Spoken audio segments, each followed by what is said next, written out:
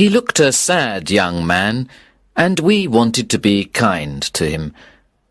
When he moved into the house next to ours, my wife, Janet, said, I think he's sad because he lives alone. I feel sorry for him. We live in a semi-detached house outside a village. The house next to ours was empty for a long time, and then the young man came. He arrived in a van with a few pieces of furniture. Then we didn't see him very much. Sometimes he went for a walk in the country. And every day he walked to the village to do some shopping. He always walked. He didn't have a car. Perhaps he's too poor to buy a car, said Janet. Let's take him into the village tomorrow.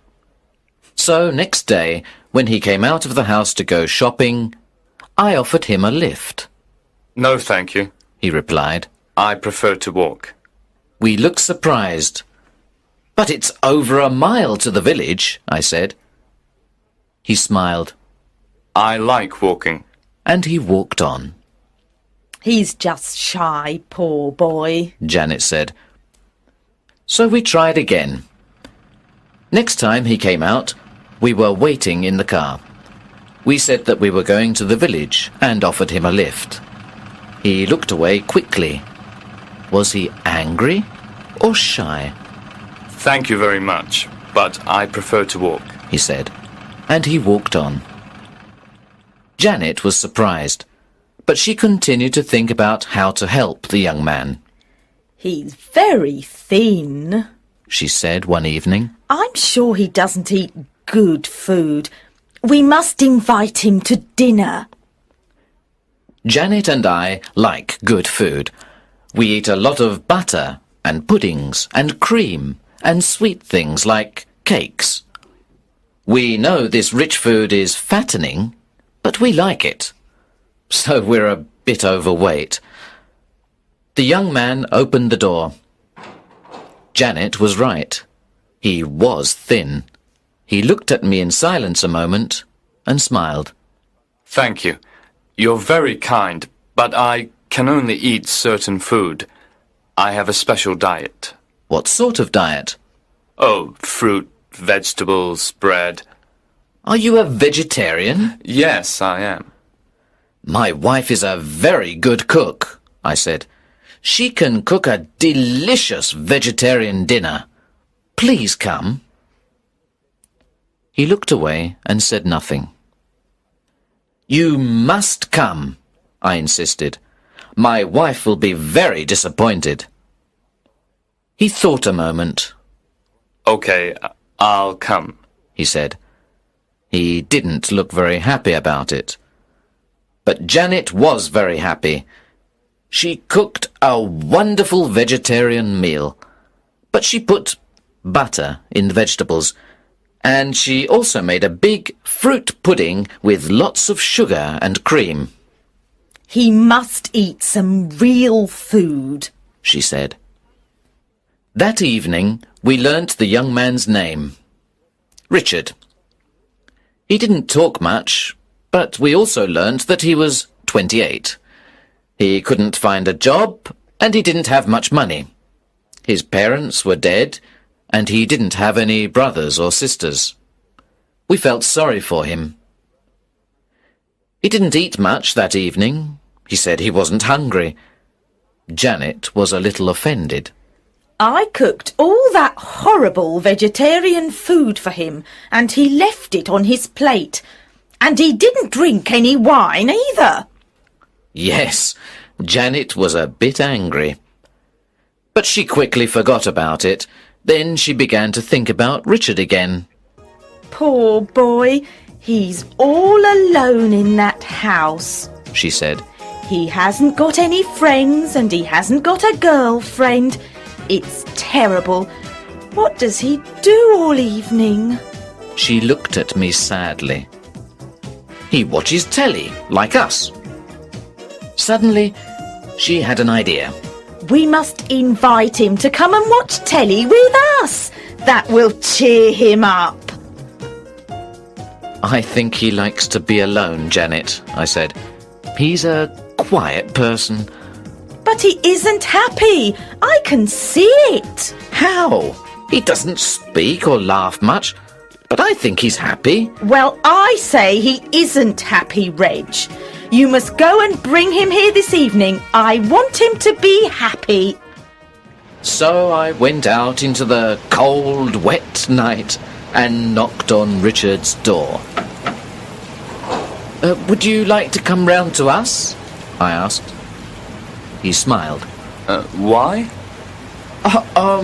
We can watch telly and have a bit of food. He suddenly looked frightened. No, not telly. I never watch it. His face was very white. Now I was really surprised. Well, perhaps you want some company? I like my own company, he said, and he shut the door quickly. When I told Janet, she was furious. Who does he think he is? We only want to be kind to him.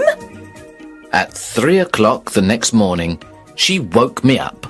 Hey, Reg, wake up! I've got a great idea. She cried, a big, happy smile on her face. We'll have a big party with all our friends and relatives.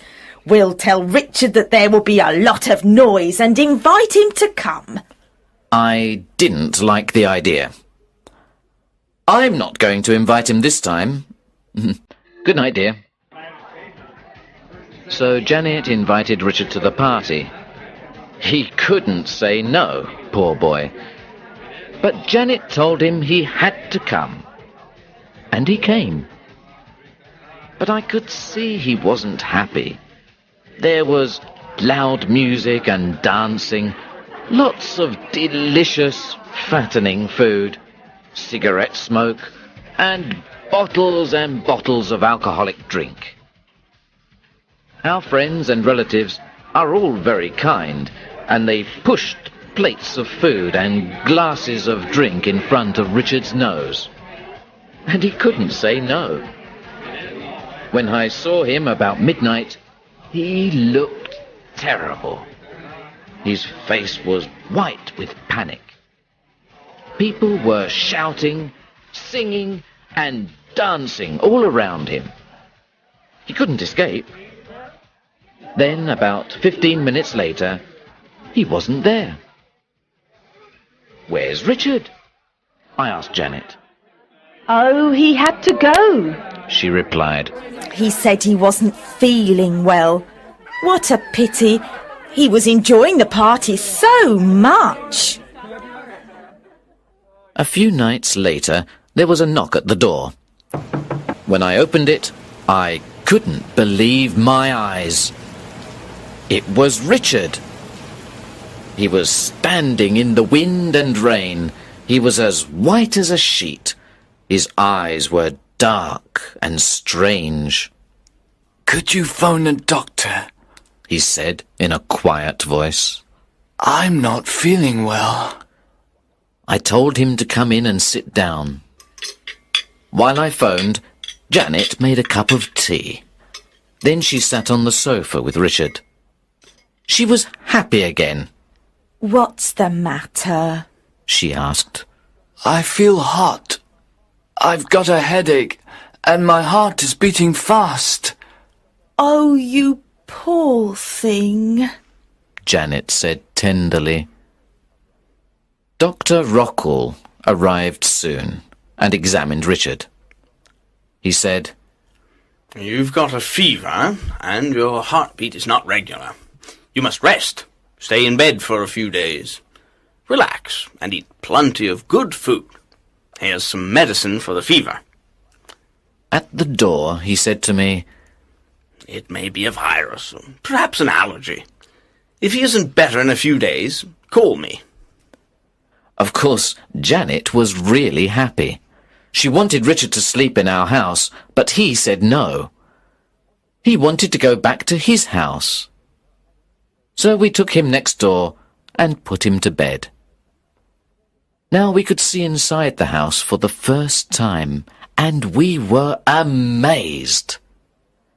He had tables, chairs, a sofa and armchair, carpets, bookcases, pictures, cupboards, etc.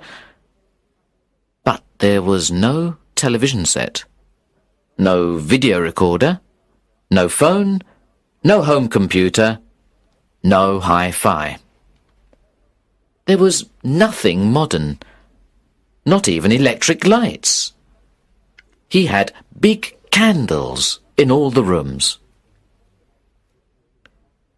He took the medicine and quickly fell asleep. I'm going to stay here and look after him, said Janet. Oh, look at this place. The poor boy hasn't got enough money to buy a telly. Let's get our old TV set. He can watch it in bed. But Janet, he doesn't like TV. But she wasn't listening to me. I knew why she was doing these strange things. We haven't got any children, and she wanted to give Richard all the kindness of a mother. When he woke up and saw the TV at the end of the bed, he looked frightened. He tried to move and speak, but he was weak. The doctor said you must rest, smiled Janet. So be a good boy. Relax and watch TV. There's a quiz show and then cartoons, then a comedy show, a soap opera and an old film. A thriller, I think. She made his pillow comfortable and pulled the bedclothes tight. He couldn't move. He stared at the TV with great frightened eyes, like a rabbit in front of a snake. Are you hungry, Richard? said Janet. He tried to move his head, but it was difficult. Good. You look so white and thin. You need some real food. Richard tried to shake his head. There was terror in his eyes. No, I won't listen to you, Richard. You're going to eat and eat and eat. Then you'll get big and strong. Janet cooked some cream of chicken soup and eggs and toast with lots of butter. Come on, don't be naughty, Richard. Open your mouth. That's right, eat up. And Janet began to push the food into his mouth. She stayed with Richard for 6 days and nights. She slept in the next room. She got a mobile phone for emergencies, but she called lots of friends and relatives and asked them to come and visit Richard. The phone was always ringing. People came and went, and it was very noisy. Then she got an old radio cassette player from our house, and Richard had to listen to music or radio programs. She even decided to hire a video recorder. Richard was Janet's prisoner. He did everything she wanted. For 6 days, he stayed in bed and watched TV and video films, or listened to loud music and the talk of visitors. His eyes were like glass. His face had no expression. He was like a zombie. Janet cooked him 3 big meals a day, and he began to get fat. But he didn't get better.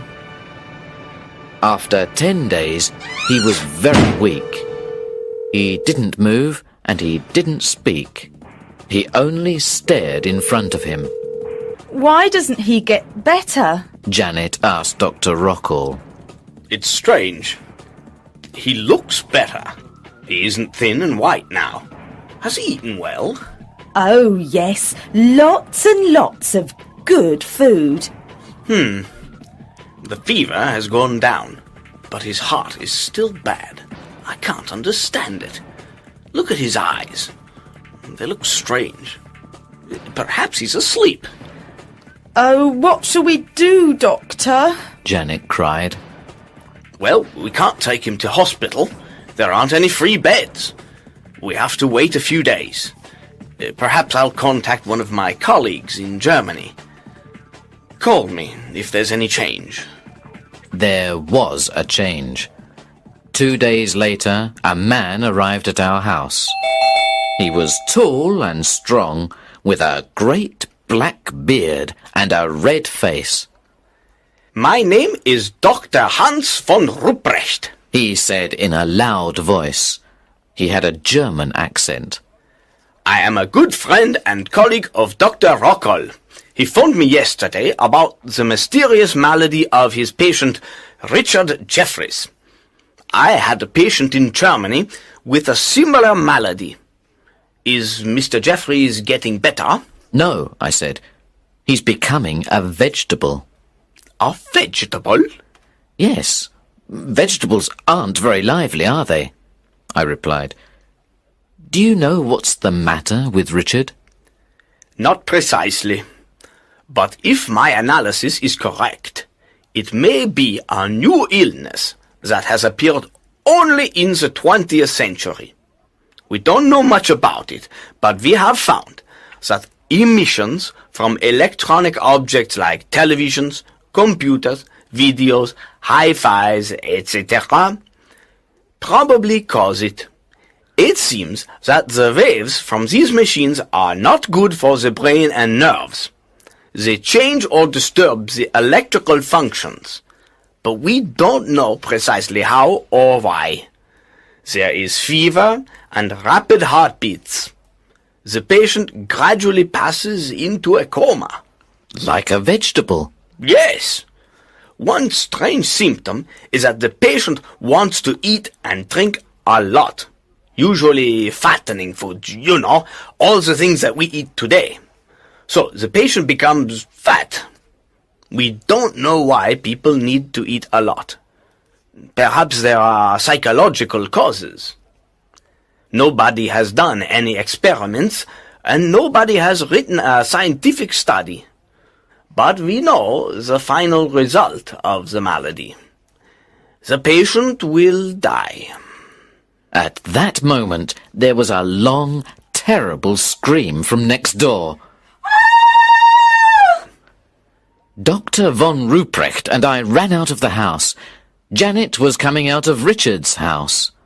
She was crying. When I asked her what was wrong, she couldn't answer.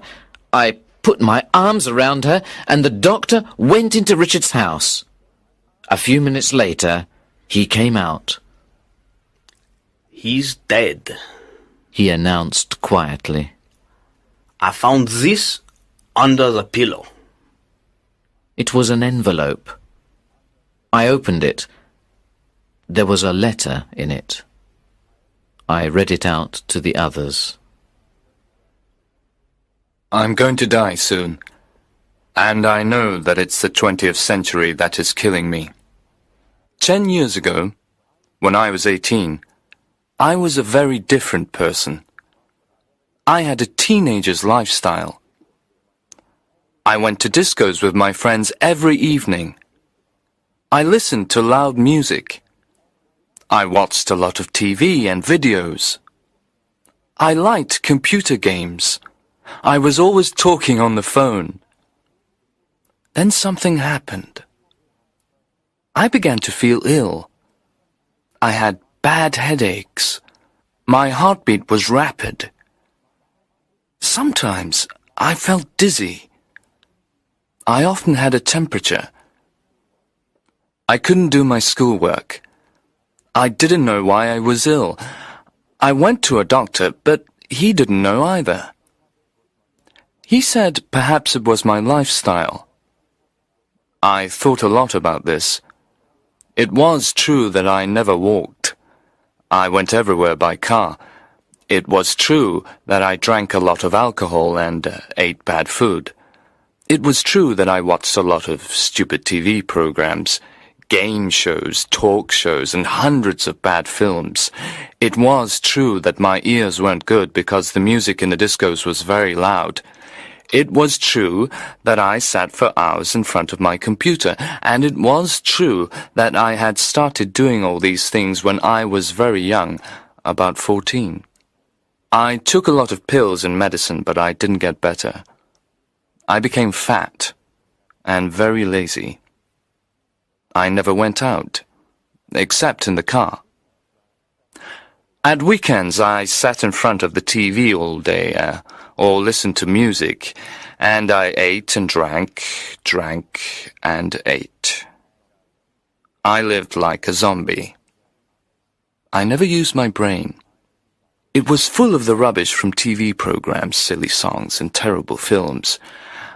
I became very weak and very ill, with a temperature and heart problems.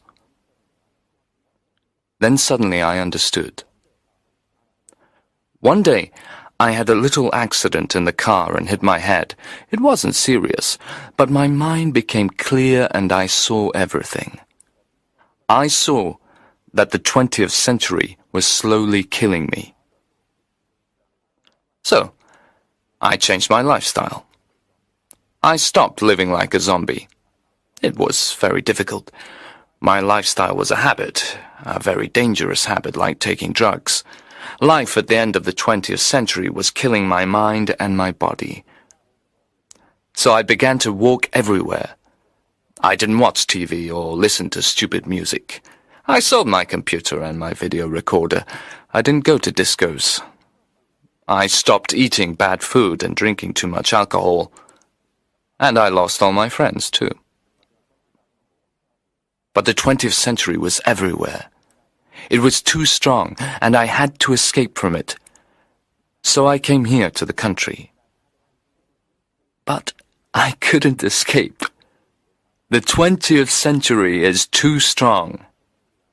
I can't fight it. I know I'm going to die soon. Goodbye. Richard Jeffries.